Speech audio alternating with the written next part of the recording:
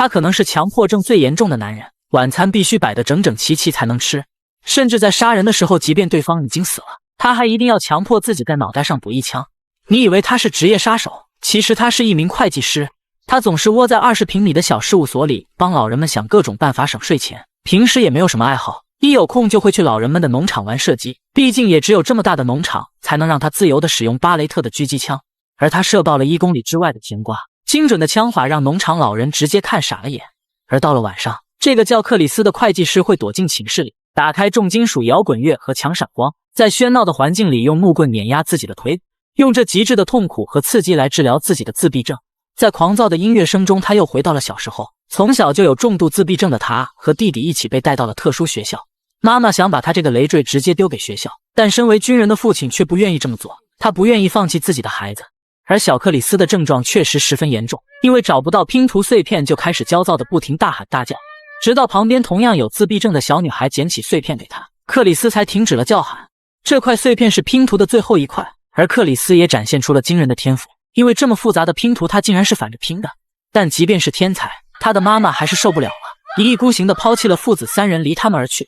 这对克里斯来说是一段永远无法抹去的痛苦回忆。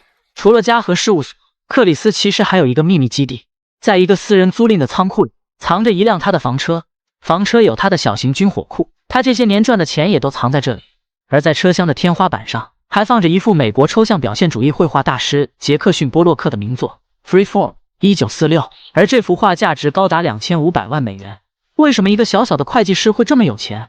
这是因为正常的会计工作只是幌子，克里斯真正的工作其实是专门给黑帮集团洗钱做假账，越是这种危险的工作越是能赚大钱。但一直在网上帮克里斯接单的女管家却告诉他，最近有人盯上他了，所以管家为了安全给他找了个合法的新客户。这家公司是专门做智能一体的高科技公司，因为他们发现账目不知道什么原因少了很大一笔钱，所以经人介绍请了克里斯来帮他们查账。和克里斯见面的财务总监对眼前的年轻人其实也不是十分相信，因为克里斯一开口就要看他们公司15年来所有的账本，这可能是一个会计团队查几个月的工作量，但克里斯就他一个人。财务总监觉得克里斯是个吹牛皮的骗子，但是身为总裁姐姐的女主管却对这个人很感兴趣，她答应了克里斯的要求。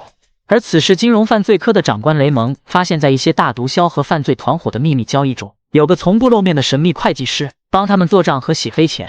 而更神奇的是，这个会计师竟然还一直活着，在刀口混饭吃必定有不一般的能力。为了抓住这些大毒枭和犯罪集团，最好的办法就是先抓到知道所有内幕的这名会计师。雷蒙破例提拔了能力突出的女属下梅迪亚，让他把这个人找出来。第二天，克里斯再次来到科技公司的会议室，这里已经堆满了装账本的箱子，会议室里还睡着一个妹子。社恐的克里斯尝试发出各种噪音来吵醒女孩，但妹子睡得实在是太香了，根本就没有一点动静。没有办法，克里斯只能硬着头皮走过去摇醒了女孩。原来这个女孩叫戴娜，是这个公司的小会计。昨天晚上她一个人把所有的账本按年份重新排列好了，所以这就是为啥她一早上在这里睡觉的原因。而且公司的账目的问题也是她发现的，因此财务总监派她来帮助克里斯查账。但没想到身为爱人的克里斯直接拒绝了，他只想自己一个人工作。戴娜只能灰头土脸地离开了会议室。克里斯开始工作了，他用不同颜色的彩笔在所有的玻璃墙上画出所有年份的财务表格。超强的数学天赋让他快速整理和归纳出各种细节和问题。于是乎，他只花了1天时间，就发现了这个公司的问题。这个时候，戴娜又找了过来。克里斯兴奋地告诉戴娜他的发现，原来公司内部有人故意削减了很多利润，把这部分钱挪到了外面的公司。这个时候，女主管进来了，她吃惊地看着满墙的数字，她知道她找对人了。克里斯告诉她，公司一共有6000万的资金流了出去，这可不是一笔小数目。女主管想知道是谁搞的鬼，但克里斯查账的工作还没完全结束，他答应会给女主管一个报告，但没想到到了晚上就出事了。财务总监准备上床睡觉的时候，听到楼下有动静，他来到楼下才发现楼下竟然坐着一个陌生人。原来来人是一个专门替别人做脏活的雇佣兵小队的首领，看来有人是想让财务总监从这个世界上消失。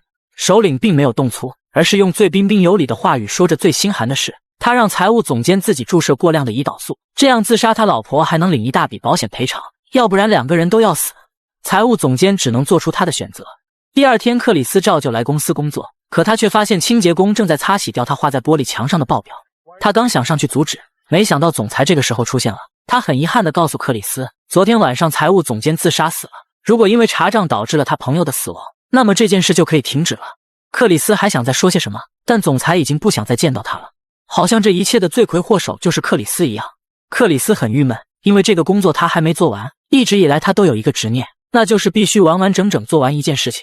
克里斯心绪不宁地回到家，这一次他开的音乐音量比任何时候都要大，他使劲地推拿着木棍，但依旧挡不住内心的烦躁和骚动。他不想变成小时候那样，一点事情就大喊大叫狂躁无比，但这一次似乎怎么也按捺不住。他甚至用木棍狠狠敲击着自己的腿，直到一发狠把木棍砸断。发泄过后，他的焦躁症才有所好转。谁能想到这样一个看起来冷静无比的人，在背后会有这么痛苦的折磨？他这个时候又回想起小时候，他的父亲为了让两个儿子变得坚强，专门请了一个武术教练教授两个孩子搏击之术。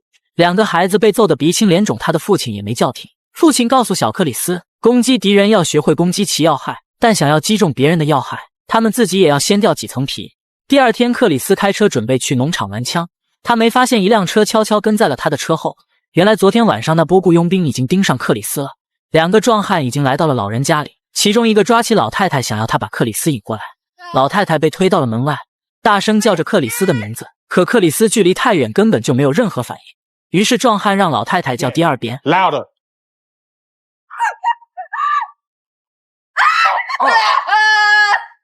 原来克里斯已经发现了这边情况不对，他端着狙击枪已经锁定了这个房子。光头壮汉不敢出去，于是挟持两个人一起出了房子，坐上车想逃跑。赶过来的克里斯一枪打得汽车直冒烟，然后他快速跑过来扑到车上，把光头大汉拉到了后车厢。开车的老头一个猛踩刹车，克里斯和光头都被甩到了车前。光头抽出匕首，但是他不是克里斯的对手，几个回合下来就被克里斯用皮带勒住了脖子。克里斯以为是他以前的客户来派人干掉他，但壮汉却掏出一张卡片给他看，竟然是戴娜的门禁卡。原来这些人不光要杀他，还要干掉戴娜，看来是知晓6000万那笔烂账的人都要死。克里斯干掉光头后，和两个已经吓呆掉的两个老人打了个招呼就转身走了。克里斯开车一路狂奔，他要去解救戴娜。在路上他联系上管家，让他马上抹除现在他的所有资料信息，然后给他换个新的身份和另外一个城市的住址，另外帮他找出戴娜的住址。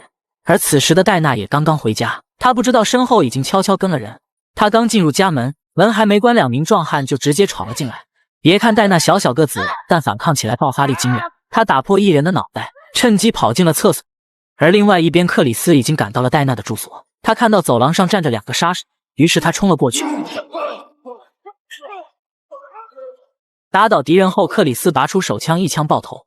从小就接受父亲军事训练的他，出枪果断干净，两枪胸口，一枪头，绝不给敌人留任何反水机会。克里斯爆头进入屋里，而此时另一名壮汉已经闯进了厕所。他躲过克里斯的射击，却被克里斯2、3下就打倒在地上，最后脑袋吃个枪指结束了战斗。克里斯带着戴娜来到了自己的秘密基地，他在换衣服的时候，戴娜在房车里发现了不得了的东西，墙上竟然挂着一幅大画家雷诺阿的真迹。他打开另外一个抽屉，里面放着全部是金条，而镜头的房间里摆满了各种枪支弹药。戴娜傻眼了，他不知道眼前这个救了他一命的男人到底是什么来头。克里斯在房车里拿了钱和一些武器，就带着戴娜住进了一个豪华酒店。对于穷哈哈的小职员戴娜来说，她可住不起这样的酒店，而克里斯却带她住进了最好的套房里。两个人坐在沙发上聊起了天，从来没向任何人袒露过心扉的克里斯，竟然向戴娜说起了自己童年不光彩的经历。他还告诉了戴娜他有高强度的自闭症和强迫症，和人正常社交有困难。这些不能说的秘密，在向戴娜说起来却是那么的自然和畅快。也许戴娜让他有一种安全感，而戴娜也向克里斯说起了自己的过去。两个人其实有一点很像，那就是都想让自己融入到正常人的生活里去。就在小女人戴娜越聊越靠近，想亲吻克里斯的时候，克里斯却突然想到了什么重要的信息。他觉得高科技公司里应该是有人把6000万拿出去，以别的公司名义再投资回来，这样等公司上市可以大幅度拉高股价。明知道这件事可能会被查出来，但为什么女主管还要请克里斯来查账呢？克里斯决定去找女主管问问看到底是什么情况，他一定要把这件事追查到底，毕竟这牵扯到了他和戴娜的生死存亡。可等他来到女主管家门口的时候，却发现一个神秘男子悄悄从女主管家里出来，此人正是雇佣军小队的首领。克里斯觉得此人很有问题，于是不动声色地跟在身后。但是首领似乎发现有人在跟着他了，他从怀里摸出了手枪，突然转身就朝克里斯方向开了2枪。这2枪也是快准狠，要不是克里斯躲得快，那就凶多吉少了。等他再冒出头看时，首领已经消失在黑夜里。克里斯于是返回到女主管的家里，他发现女主管早已断气多时，那看来整件事情的始作俑者只剩最后一个人，那就是公司的总裁。同一时间里，一直在通过各种资料信息调查神秘会计师的调查员梅迪亚，也终于发现了蛛丝马迹。他发现在一家超市旁边的小会计事务所，就是那名神秘会计师的所在地。而这个会计师利用旁边的超市、餐厅和美甲店等等物业洗钱，一年的收入就是100多万。而这个会计师就是克里斯。他赶紧把这个消息告诉了上司雷蒙，但奇怪的是，他们还发现每年100多万的收入，克里斯都全部捐给了一所专门研究特殊儿童的学校。不管怎么样，这个神秘的会计师总算是找到了。雷蒙决定带梅迪亚去会会这个人。等梅迪亚走后，雷蒙却一脸心事重重，似乎心里隐藏着什么秘密。第二天清晨，戴娜还在沙发上熟睡，他看着戴娜青涩单纯的脸，又陷入到年少时候的记忆里。那是他在学校被一群坏小子欺负后，他父亲开车带兄弟俩找到这群孩子。父亲的教育方式就是让他自己打回去，因为他如果这一次不敢反抗，那就被人永远的欺负。而且克里斯和普通人不一样就会吓到别人，所以这群人永远不会和他和平相处。克里斯犹豫了半天，终于下定决心一个人朝那群坏小子走去。但他的父亲不会让他一个人去挨打，他又叫了弟弟冲上去帮忙。在他的理念里，家人永远都是第一位，这也是一个父亲最后能教给兄弟俩的道理。克里斯一直记着父亲的那句话，自己和别人不一样，为了自己，也为了戴娜，他竟悄悄地离开了。他要去把他的事情彻底做完。此时雷蒙已经带着大批人马查抄了克里斯的住所，不查不要紧，一查吓一跳。房子附近的小树林里全部都装上了各种摄像头，甚至在客厅的窗帘后还有一套 M134 型加特林机枪炮。把这种每分钟能射出6500发子弹的大杀器装在家里，可不是一般人能想得出来的。等 FBI 的调查员都走后，只剩雷蒙和梅迪亚还留在克里斯的房子里。这个时候，雷蒙和梅迪亚讲了10年前的一个故事，一个和克里斯有关的故事。在克里斯成人后几年，他和父亲去参加了母亲的葬礼。母亲这么多年早已改嫁，和别人还生了2个孩子。2个穿军装的陌生人突然出现在葬礼上，引起了大家的猜测。现场有人要请他们离开，激动的克里斯没忍住，当场就和人动起了手。动静闹得太大，警察拔出了手枪。父亲替儿子挡住了子弹，却死在了他面前。克里斯被送进了监狱，在监狱里，他遇见了一个老会计师。这个老会计师是专门帮黑帮洗钱的。高智商的克里斯和老头一见如故，2个人每天混在一起。克里斯从老头的身上学到了所有的会计知识，并且老头还把自己所有的黑帮客户资源都交给了他。老头出狱后却被黑帮抓走，因为大佬怕他泄露机密，所以残忍地将老头杀害。听到这个噩耗的克里斯一怒之下打伤狱警，逃出了监狱。一个人单枪匹马血洗黑帮，替老头报了仇。而当时正好负责查案的雷蒙也去了现场，但没想到克里斯放过了他。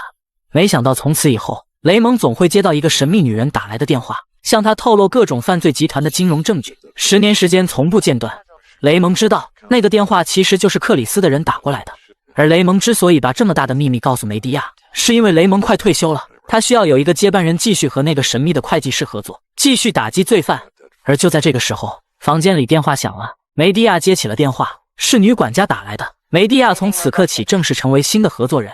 而在一座豪华别墅里，雇佣军首领已经把这座别墅守护得严严实实。原来这里就是科技公司总裁的家。他们之所以像惊弓之鸟，是因为那个神秘的会计师会来。果然，房子外传来枪响，在外守卫的士兵已经被一枪爆头了。克里斯已经到了，他还是端着他那把黑色巴雷特狙击枪，在一个士兵刚露出半个头，便一枪连玻璃带人全部。为了能反击出去，首领命令4个人一起冲出去。于是2个人朝大门外扔出烟雾弹，在烟雾弥漫之时，准备一起跑出去。冲出去的3人和克里斯展开了对射，都被克里斯的 MK18步枪全部干掉。克里斯从2楼闯入别墅，没想到被突然跳出来的杀手一枪打中。虽然穿了防弹衣，但这一枪打在身上还是挺疼的。几个杀手趁机过来想干掉克里斯，都被克里斯用近身枪斗术除掉。克里斯和一个壮汉展开了近身搏斗，身体有伤且已经体力消耗过大的克里斯被壮汉压着打。生死关头，克里斯从对方身上扯下手雷，一把塞进壮汉的避弹衣里，然后死死地捂住他。又解决掉一个敌人。此时的克里斯已经伤痕累累，气喘吁吁。他躲在墙壁后喘息，一边给自己包扎伤口，一边不自觉地又哼出他小时候烦躁时就会唱的鹅妈妈童谣。而此时正坐在监视器前紧张查看战况的首领，听到了画面里那个人传出来的声音，一下子站了起来。他竟然随着克里斯的声音一起哼唱了出来。这个时候，又一个杀手冲出来对着克里斯开枪，克里斯没办法，又躲回到墙后。首领突然跑了出来，他赶紧叫自己人停手，但已经杀红眼的杀手根本就不听他的，首领竟然一枪干掉了自己人。克里斯不明所以，直到他回头看清了首领的面容，他终于明白发生了什么事。原来首领就是他多年没见的亲弟弟，兄弟俩10年之后竟然在这种场面相逢。弟弟见到克里斯很激动，他先是高兴，转而变成了愤怒。他一把抵住克里斯的胸口，质问当初克里斯为什么还要带父亲去母亲的葬礼，明明那个女人已经抛弃了他们。弟弟有一种被背叛的感觉，他不明白克里斯为什么不带他一起去，因为他去了，父亲也许就不会死。由爱生恨的他积攒了多年的情绪终于在这一刻爆发，他愤怒地摔打着克里斯。克里斯任由弟弟打着，没有还手，也许是他内心也充满了愧疚，最后实在忍不住一把他摔在地上，两个人这才终于停了下来。在监视器后看到这一切的总裁都呆住了，他不知道情况为什么变得这么快。克里斯兄弟俩坐在一起聊了起来，两个人终于放下了芥蒂，两个人也都露出了笑容，毕竟是血浓于水的亲兄弟俩。可就在这个时候，总裁跑了出来，他见二人关系不一般，于是趁机向克里斯说明自己搞这一切都是为了帮助更多的人。但克里斯怎么会相信连自己姐姐都杀之人的鬼话？他没有和他废话，直接一枪解决了这个虚伪小人的生命。所有的事情终于解决了。克里斯和弟弟约好1周之后再见面。在风景秀丽的特殊学校里，一个刚刚被送进来的小男孩推开了一个神秘房间的门。他看见墙上挂着一幅拳王阿里的拼图，房间里坐着一个有沟通障碍的女人，她不能说话，但却可以用她超级牛逼的电脑用 AI 模拟人声交流。 Hello Dreamboat, shall we chat? 他的电脑上还贴着一张照片，照片是他小时候和玩的最好的小伙伴合影。戴娜重新装修了被损坏的家，他收到了一个大大的包裹，他打开看就知道是克里斯送给他的画。但戴娜突然觉得有点不对劲，他一不小心撕开画的一角，原来底下藏着那幅价值2500万美元的名画，这是克里斯送给他的礼物。而那个小小的会计师则开着他的房车，行驶在大道上，开往下一个精彩且未知的旅途。